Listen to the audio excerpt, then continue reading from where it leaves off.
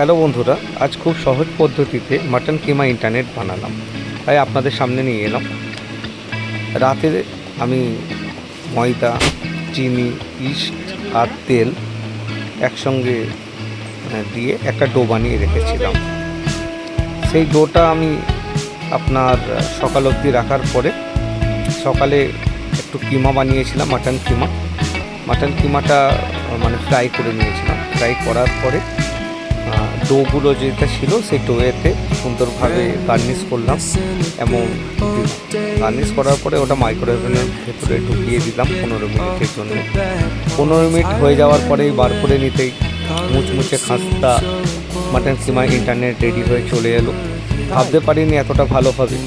প্রথম ট্রাই খুব সুন্দর হয়েছে, আমি ভেবেছিলাম যতটা তার থেকেও বেশি ভালো হয়েছে।